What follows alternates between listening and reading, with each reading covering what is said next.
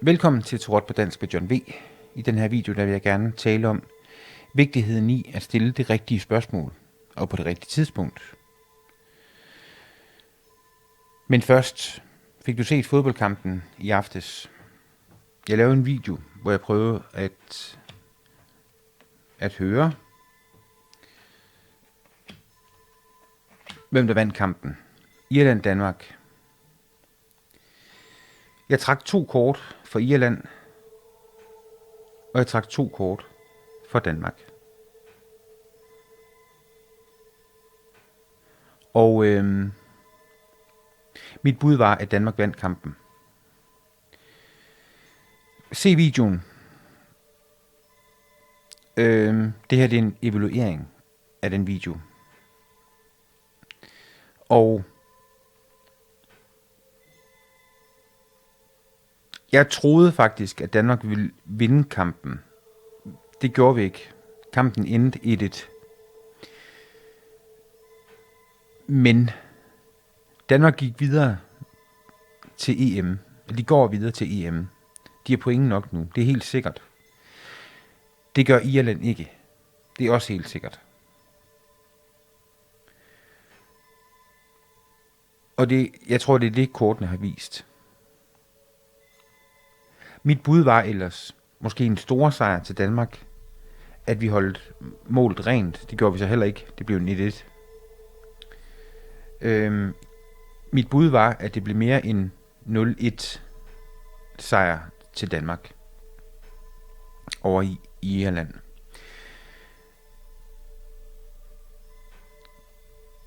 Sådan i bakspejlet er det nemt at være klog, men det er faktisk en fin ting, når man øver tarot, at man tager et billede af sit oplæg og går tilbage og ser og evaluerer på nogle oplæg.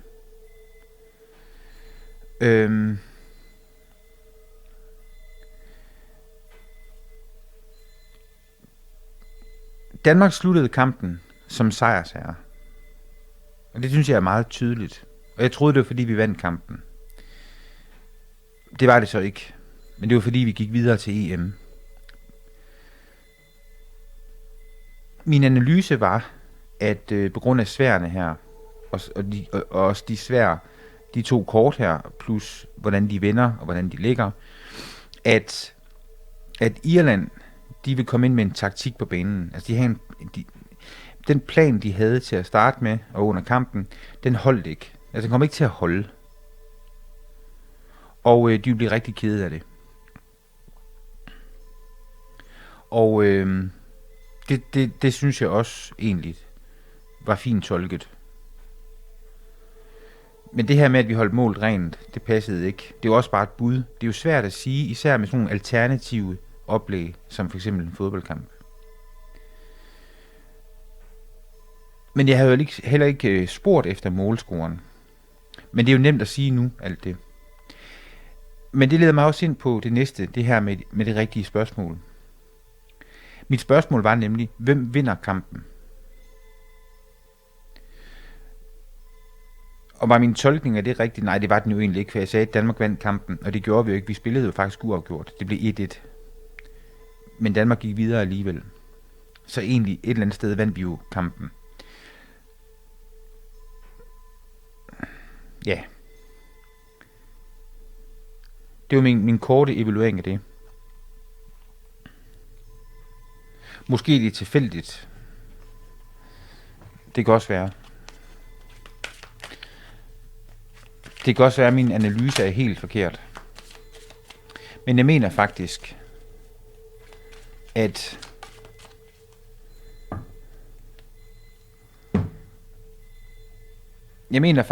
at analysen alligevel ikke var så tosset set ud fra spørgsmålet, ud fra kortene. Vi gik videre som sejrsherre. Det var det vigtigste budskab i det oplæg, tænker jeg. Jeg kan eventuelt prøve på en anden fodboldkamp på et andet tidspunkt. Men jeg tror helt klart, det er muligt. Men det leder mig ind på det andet, og det jeg egentlig gerne vil tale om i den her video. Man skal stille det rigtige spørgsmål og på det rigtige tidspunkt. For det første, Det nytter ikke noget, at man blander kortene, sådan som man nu blander, lægger kortene ud, trækker for eksempel 3 kort, og så stiller man spørgsmålet. Det duer ikke.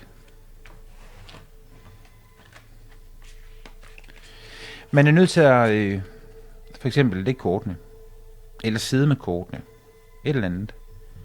Stil spørgsmålet, og når man har stillet spørgsmålet, for eksempel,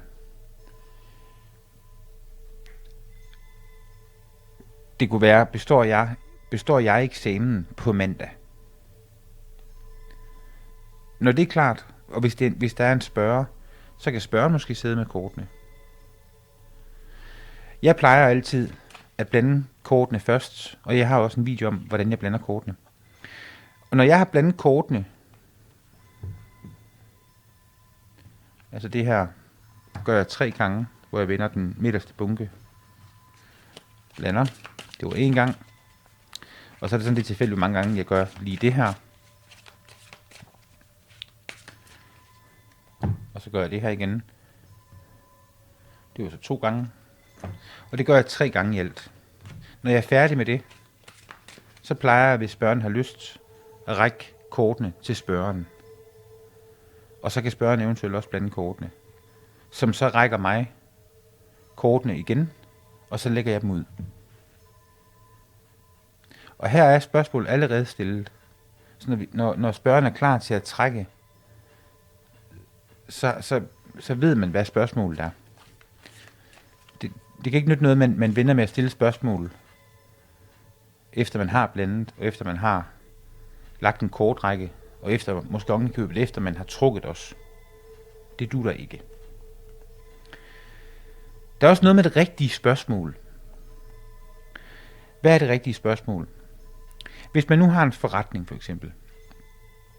En lille forretning, og der er måske nogle gode dage og nogle dårlige dage, sådan rent businessmæssigt.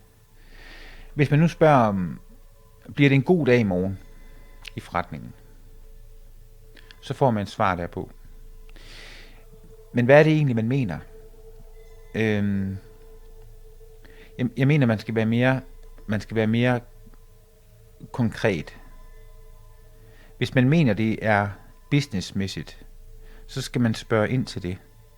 Fordi man kan godt have en dårlig dag sådan forretningsmæssigt, men dagen er egentlig god alligevel. Den er måske god på så mange andre punkter. Og kortene svarer på det, vi spørger om. Det kunne også være en god idé at skrive spørgsmålet ned. Det spørgsmål, man stiller, skriv det ned, så bliver man ikke i tvivl, heller ikke bagefter, om hvad var det lige spørgsmålet var. Hvad var det lige, jeg spurgte om? Vejret. Bliver det godt vejr på tirsdag? Fordi der skal vi et eller andet i Tivoli, eller holde fest i telt, eller et eller andet. Bliver det godt vejr på tirsdag? Ja, så får man svar på det. Man kan godt komme i tvivl om bagefter sådan, hvorhenne? Altså, og hvad er godt vejr? Måske det er bedre at sige, hvordan bliver vejret på tirsdag? Her, hvis man nu for eksempel bor i Helsingør, her i Helsingør.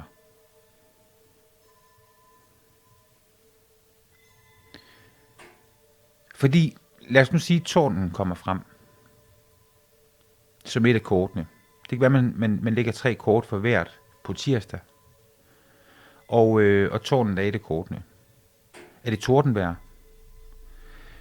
Måske, hvad er det værste vejr, man ligesom kan få i Danmark?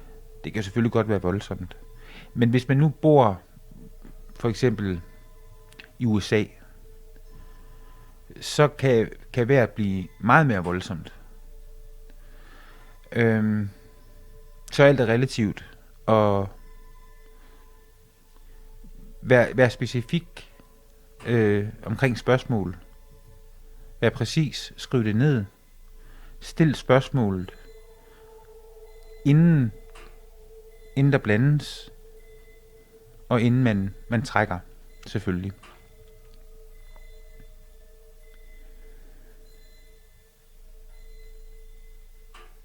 Det var en lille kort video herfra i dag. Tak fordi du så med.